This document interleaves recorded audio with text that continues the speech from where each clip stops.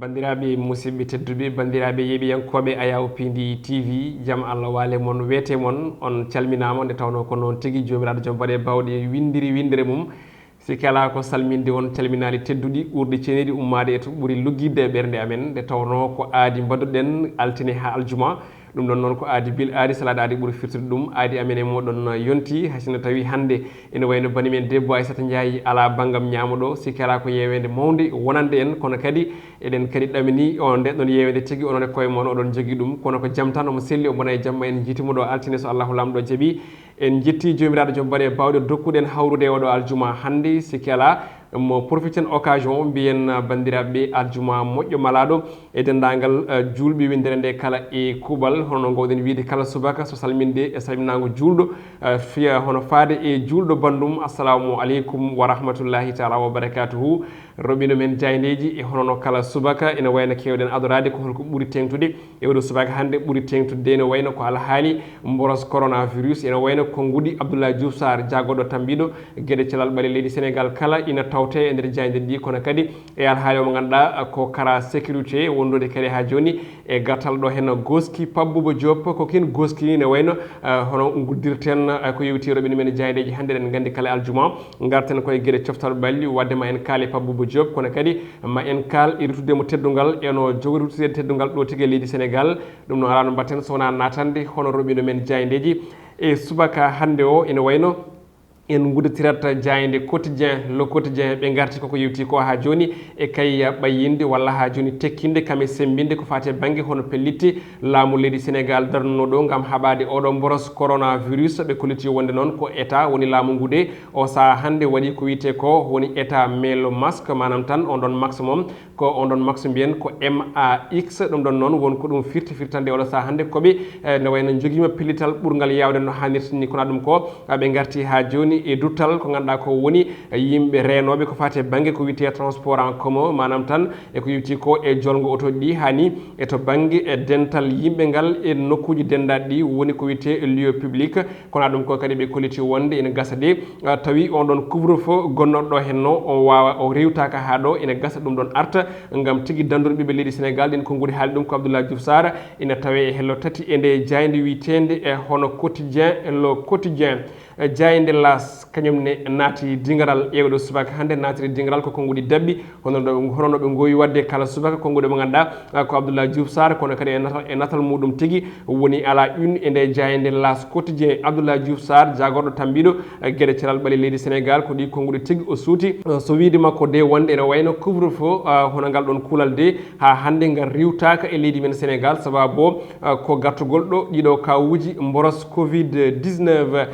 koye on ɗon fannu keddotoɗen kono en mbaylat jayde ko jayde Vox Populi yetti oɗo saaha jayde wi ko Abdoulaye Diouf Sarr jagoɗo tambiɗo gueɗe thelal ɓaale leydi men Sénégal arti suuti konguɗi alhaali hono ɓeydogol kawuji Covid 19 ɗo e leydi men Sénégal o holliti wonde de so tawi ene gasa yimɓe jetto e couvre feu ɗum ɗon foof noon so tawi ko gam yidde dandude ɓiɓe leydi Sénégal ene wayno eɓe keeɓi gam tigui artirde ɗo ngal ɗon kuulal ɗin konguɗi makko jaaji ina tawe e hello jeeɗiɗi e nde jayde Vox Populi kono kadi o arti ha joni e toɓɓe kewɗe ko alay saago de yimɓeɓe ne wayno kormo kono kadi ɗofto ne wayno kaɓɓugol masque uji ɗi ha tengti ko yewti e banggue autoji mbaɗoji yaha garta hani e nokkuji ko wiyete lieu public woni nokkuji dendaɗi ɗi kono kadi kan haala ina tawte tigui e nde jayde groupe Futurs Médias woni jayde l'Observateur kamne ardi ɗo ko e fannuji goɗɗi ɓe kolliti wonde ko saaha ɗo wona ɗo kay artama walla mbiyen arti oɗo rafi coronavirus e leydi men Sénégal ko yon tuma noon ɓe kolliti wonde beele wona ko yonti walla mbiyen ha joni timmi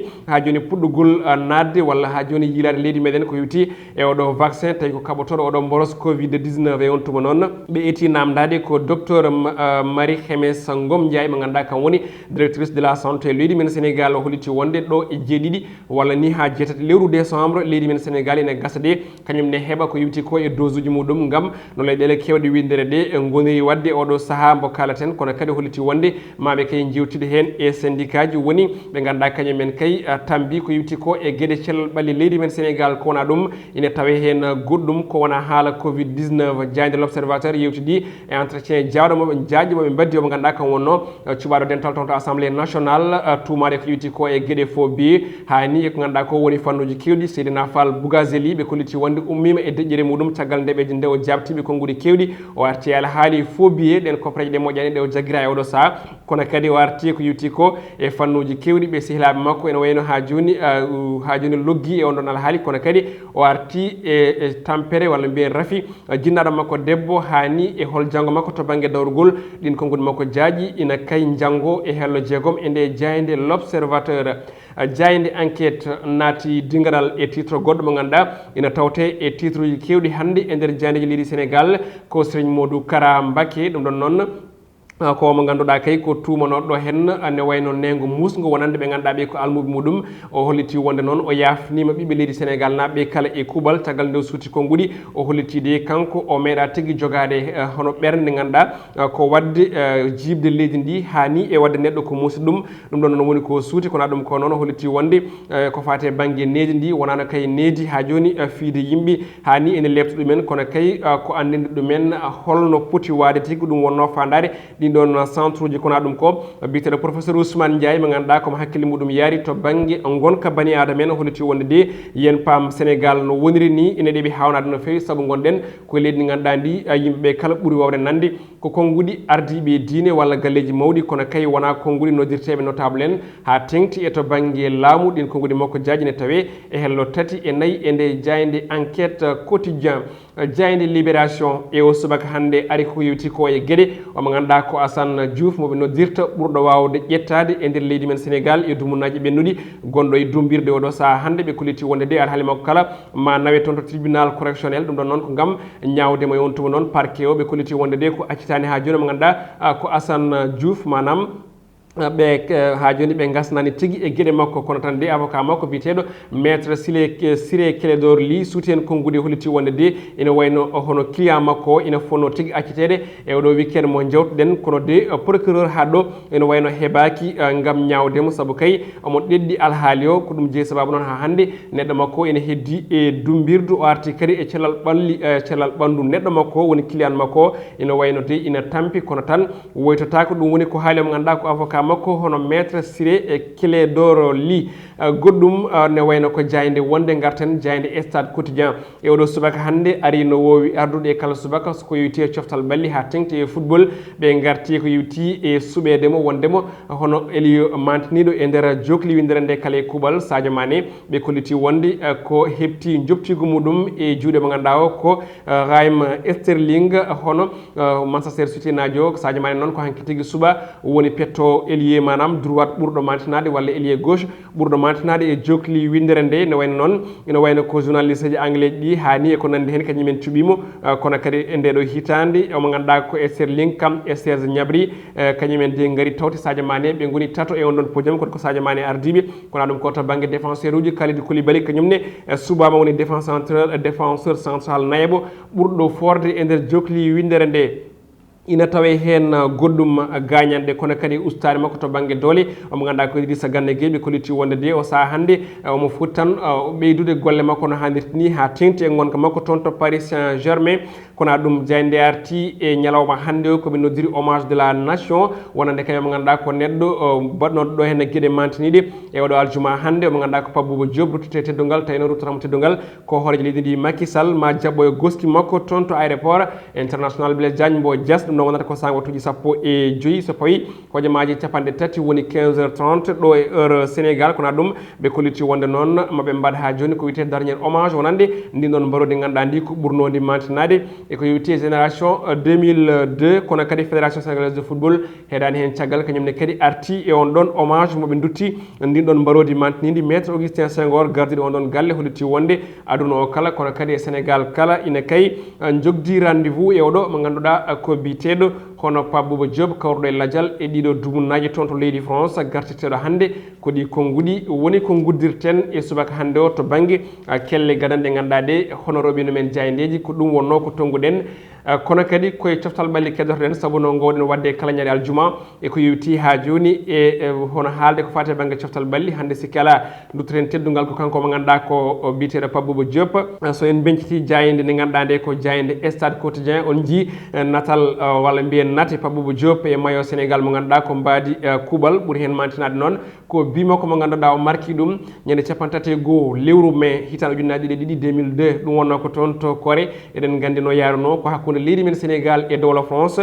but mo ganduɗa naati nde ɓe petti ha tolni hojomaji 39 39 minutes ko nden tigui e passe Mboylage Ousainou Diouf kanko mo ganduɗa o ko Pabouba Diop heeɓi markude on ɗon bi mo ganduɗa ko bi gadiɗo mbo kippo gendi leydi Sénégal heeɓi markude walla mbiyen marki e coupe du monde ene famni saabu eɗen gandi ko nden hitande leydi men Sénégal ne wayno jouyi on ɗon coupe du monde 2002 eɗen gandi no yaruno e match mabɓe hakkude mabɓe Uruguay o marki ko tolni e bituɗi ɗiɗi e maillot on ɗon vert eɗen gandi on match ko bituɗi tati jaruno caggal nde penalty o mo ganduɗa ko Khalilou Fadiga hakkude men e dowla Uruguay match caabiɗo ha Sénégal waɗi qualifié e 8e de finale coupe du monde hakkude meɗen e dowla Suède nde Ari Camara markata bituɗi ɗiɗi ene wayno ko on ɗon hommage guurɗo tigui dutteten o mo ganduɗa ko Pabouba Diop lanceɗo carriére muɗum international walla mbiyen ko yewti ha joni e au niveau international toon to dowla Suisse e l'an 2000 kono kadi jirliɗo presque e dune Europe kala sa welama mbiya leydi France e toon to Angleterre nokku mo ɓuuri ɓoyde e toon to Grèce e ko nandi hen kanko Pabouba Diop équipe nationale mo Sénégal ene wayno